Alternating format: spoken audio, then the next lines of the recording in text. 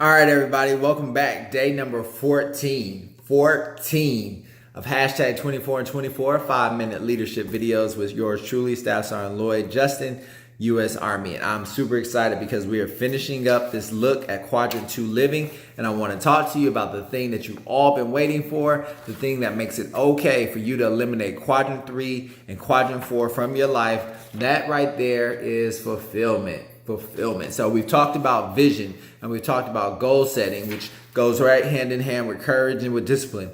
It takes courage and discipline to have goals, right? And follow through. We talked about relationships yesterday and how important it is to build up those people around you so that you can shrink your quadrant 1, which in turn will allow for you to live a more fulfilled life. Now you're asking me, I could tell from your eyes and angry stares that you are not happy about not having quadrant 3 access. You want to pick up your phone. You want to hang out on social media. You definitely like playing Angry Birds. And so consequently now you're upset about the fact that I told you to put all that down so that you could strategically plan. But if you are willing to do so, if you're willing to strategically plan, if you're willing to work on outlining your vision and making sure everybody in your organization knows it, if you're willing to spend time developing your people, and you'll find that at first that takes a lot of effort and time because you constantly have to make sure I'm giving this person time, and until they get to a certain level, which means you're confident and they're confident, then you're going to have to come back and keep retraining them and keep reinvesting in them. But eventually they're going to get there and you're going to know that your team is fully qualified.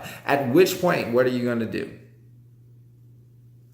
See, this is where it comes in that you can have fulfillment, because at this point now, having gotten your team where they need to be, having gotten everybody on the same page, having made sure that the vision is clear and everybody's marching in the same direction and everybody knows what we're trying to do, you can actually stop and breathe.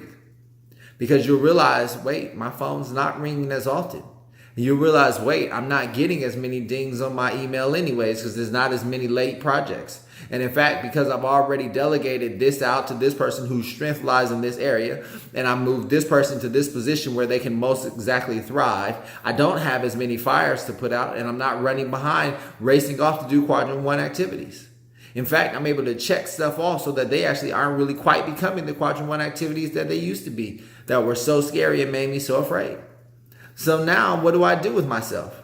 I can actually take advantage of all that vacation time that you've gotten built up. So they tell us that the majority of Americans don't take their vacation time that they have built up. In the Army, we're authorized 30 a year, and we still somehow don't find time to take that until the very last minute, especially in a job like what we do in my job currently, which is recruiting. And so consequently, I find myself like, how do I get to where I can actually go on vacation and not think about recruiting work? And that only happens when I've gotten everything lined up. And that only happens if I've begun to think ahead of time. But if I'm too busy running from one thing to the next thing, to the next thing, to the next thing, I will never have time to think far enough ahead that even when I'm on vacation, I can actually enjoy myself, and I'll instead be thinking about the things that are left behind at work. So I don't want you to have that. I want you to be able to enjoy your vacations. I want your family to be able to enjoy you. I want them to see, look, you can relax. It's okay to take a break from work. You don't always have to take it with you. When you walk through the door, you're completely giving them your undivided attention. Yourself will feel the stress that's not there anymore. That is a weight too, gone from you, that you can now relax and breathe, sleep peacefully at night. Why? You're not tossing and turning, worried about that project, or worried about whether or not so-and-so is going to get it done, or whether or not that person's reliable. You know they are. You've invested yourself in making sure they were able to handle it. You're not going to worry about your community as much. You're going to know that because you've been strategically planning and you're working towards goals and that you're making steps to accomplish the task and a vision, this is exactly where you're supposed to be. It doesn't have to be built in a day. We know that Rome wasn't. Nothing else is. But as long as we're on track toward what it is that we're looking for, I'm okay, even if it does feel a little bit uncomfortable at the time. I knew that going in, I had taken time to think about it.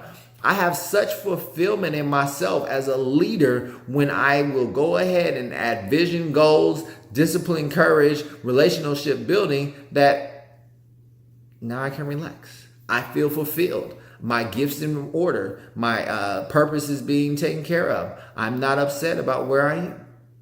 And if that's what you want, make it happen. Hashtag 24 and 24. See y'all tomorrow. Be blessed.